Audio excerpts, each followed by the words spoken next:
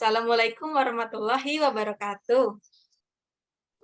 Waalaikumsalam. Waalaikumsalam warahmatullahi wabarakatuh. Gimana? Masih semangat? Baru jam 10 kok nih. Kalau masih, Semangat, Pandu? Ibu. Masih Bu, tapi haus. Minum dong. Lapar, Bu. Udah jam 11, Bu. Oke. Makan siang, Bu. Cuma enggak boleh. Nggak boleh puasa, Nak. Nah, pada hari ini kita akan belajar tentang cerita fantasi. Sebelum itu, kita akan membaca doa terlebih dahulu menurut kepercayaan kita masing-masing. Berdoa, mulai. Berdoa, selesai. Gimana sekolah di sekolah online? Enak nggak? Capek, Bu. Enak, Bu. Bisa makan. Ada uang jajan, Bu. Sekolah kan kita bisa ketemu teman, belajar sama teman. Kalau di rumah kan kita belajar sendiri. Jadi kayak kita nggak bisa main kan sama teman-teman di sekolah. Ya udah, nggak apa-apa, tetap semangat ya. Oke, sebelum kita mulai kelas, kita akan menyanyikan lagu Indonesia Raya dulu. Ya, dimulai. Oke. Pada pagi hari ini, saya mau tanya dulu nih. Ada yang tahu cerita fantasi itu apa? Atau contohnya deh. Belum tahu, Ibu. Nggak tahu, Ibu. Siapa ini? Iqbal nggak tahu juga, Iqbal. Tahu. Apa Pandu? Apa itu cerita fantasi? Contohnya deh, kalau nggak tahu. Cerita nakaan. Apa contohnya?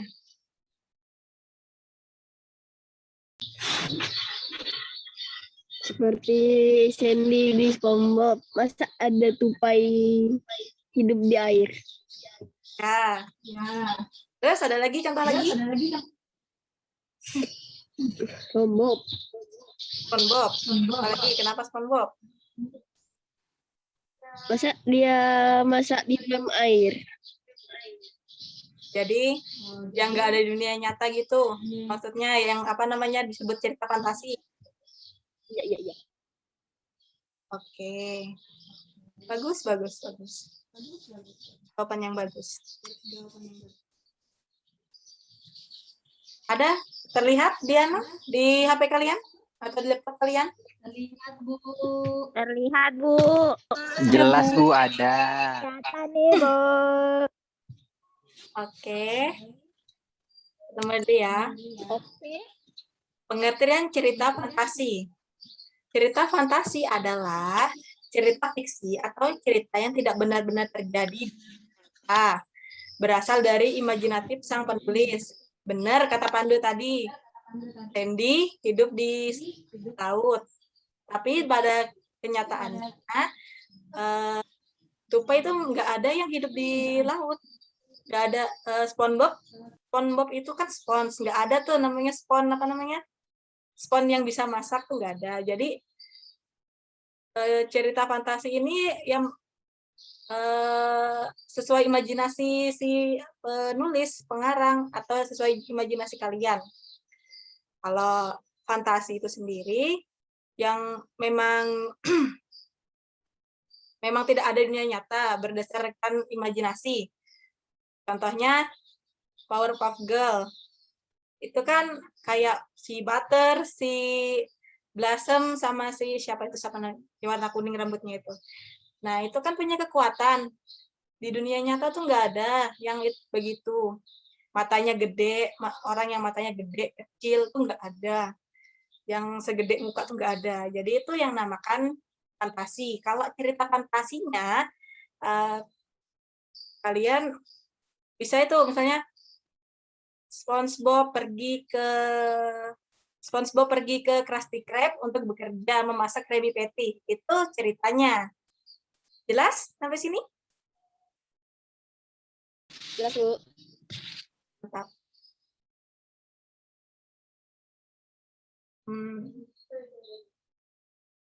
Oke, selanjutnya.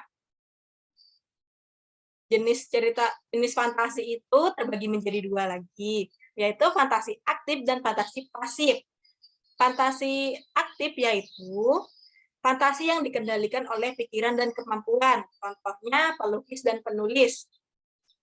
Fantasi pasif, fantasi yang dikendalikan, jadi seolah-olah orang yang berfantasi hanya sebagai wadah tanggapan-tanggapan, contohnya melamun.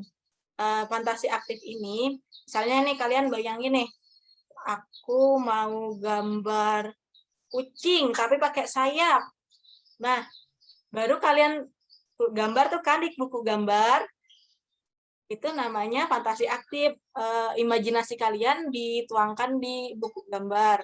Kalau fantasi pasif,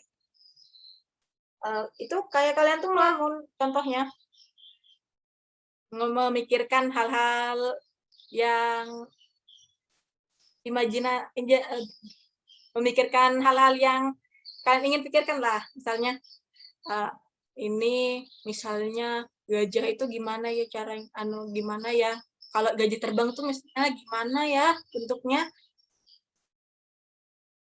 Oke, terus tadi kan jenis fantasi ini ada dua, berdasarkan kehidupan nyata dan berdasarkan latar ceritanya. Yang pertama, berdasarkan kehidupan nyata itu terbagi dua lagi, yakni cerita fantasi total dan irisan. Pandu diperhatikan ya, jangan main HP. Duduknya yang bagus, nak. Nah, jenis cerita fantasi tadi kan ada dua tuh, total sama irisan. Kalau yang total berisi fantasi pengarang terhadap objek. Lalu yang kedua, peristiwa di dalam cerita tidak terjadi di dunia nyata. Lalu ada cerita fantasi irisan. Cerita fantasi irisan ini menggunakan nama-nama dalam kehidupan nyata. Dan seperti menggunakan nama tempat atau peristiwa yang pernah terjadi di dunia nyata.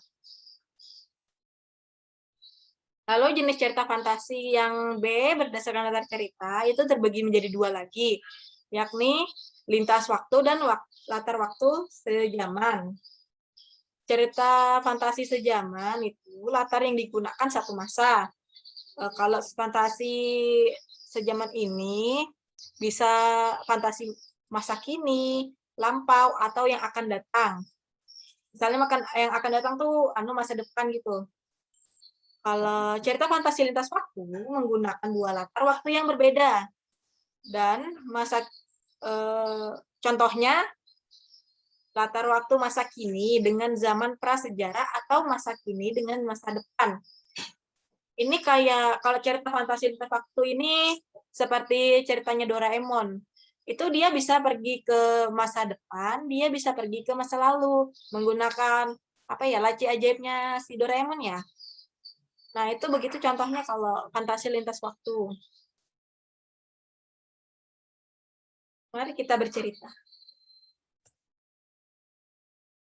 Di sini kita gunakan dua penggalan novel, yakni Kekuatan Ekor Biru Nataga dan Misteri Anak Rembulan, Negeri Misteri di Balik Warna Kenari. Saya bacakan ya ceritanya. Itu tadi kedua cerita yang akan kita bahas, akan kita temukan unsur-unsur pembangunnya. Terdapat unsur-unsur yang membangun cerita fiksi, cerita fantasi, yakni ada 4 ya, yaitu yang pertama rangkaian peristiwa, kedua sumber cerita, ketiga keajaiban yang dimunculkan dalam cerita, dan yang keempat adalah latar. Pertama, rangkaian peristiwa. Rangkaian peristiwa atau alur adalah jalan cerita yang dirangkai dalam tahap-tahap peristiwa.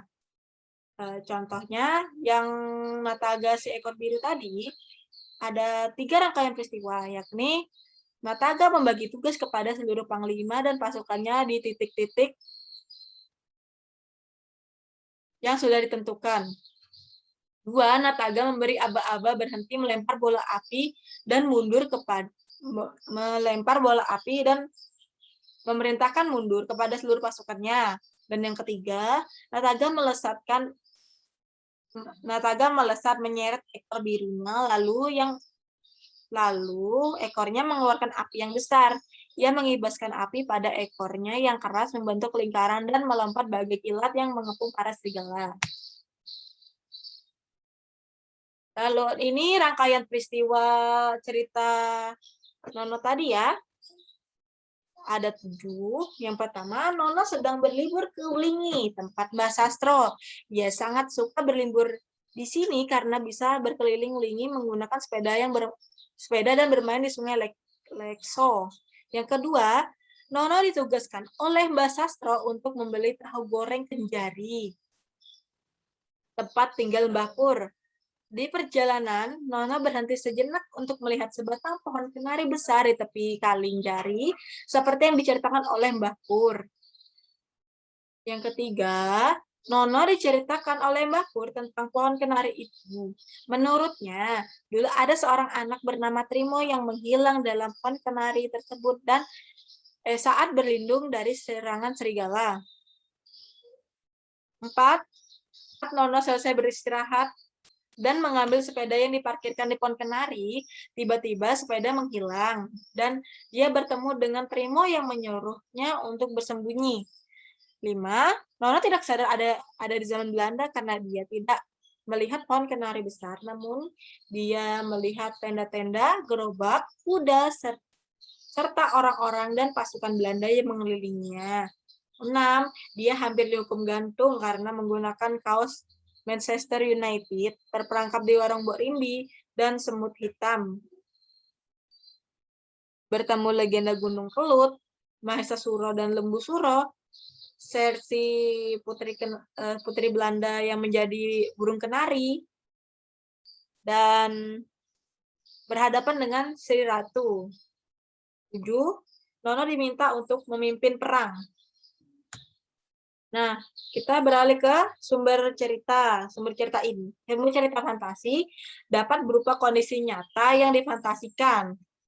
Contohnya, sumber cerita dari kekuatan ekor biru Nataga itu terdapat pada Komodo dan kondisi Pulau Komodo.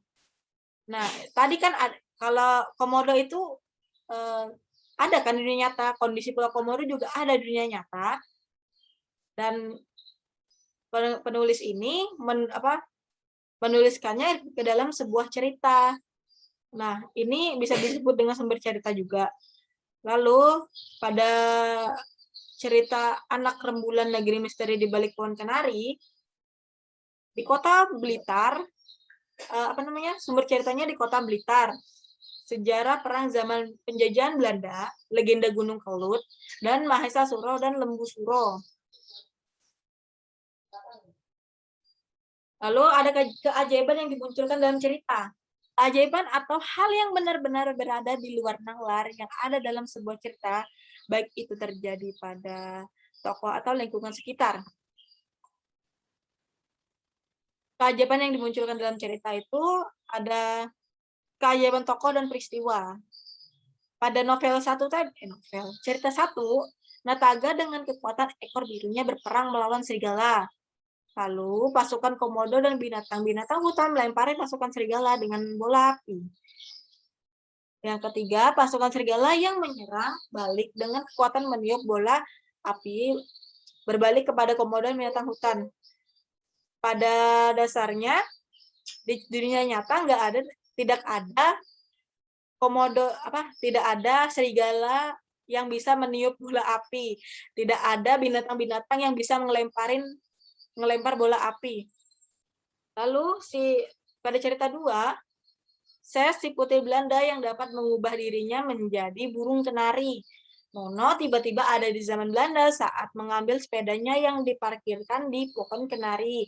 Dan yang ketiga, Trimo yang menghilang di dalam pohon kenari besar saat berlindung dari serangan Belanda. Dan yang terakhir adalah latar. Latar itu adalah tempat, waktu, dan suasana terjadinya suatu peristiwa dalam sebuah cerita atau karya. Di sini dia itu menggunakan latar tempat. Kalau kekuatan ekor biru naga tadi menggunakan latar tempat tanah Modo. Lalu yang kedua, kota Wlingi saat ini dan kota Wlingi pada saat zaman penjajahan Belanda. Baiklah, terima kasih. Ada yang ingin bertanya?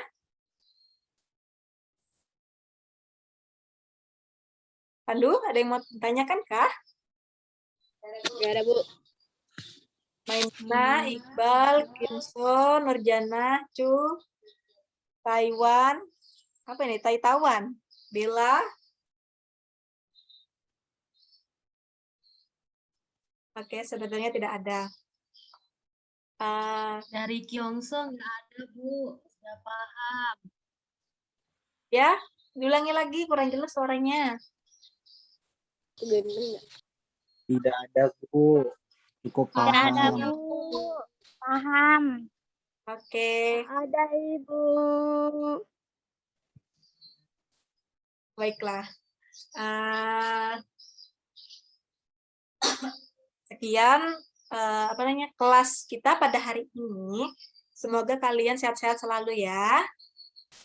Dan tetap patuhi protokol kesehatan. Oh iya, sebelum mengakhiri kelas, mari kita menyanyikan lagu daerah. Baik, terima kasih. Sampai berjumpa lagi minggu depan. Assalamualaikum warahmatullahi wabarakatuh. Waalaikumsalam warahmatullahi Terima kasih wabarakatuh. banyak, Bu. Terima kasih, Bu. Bu.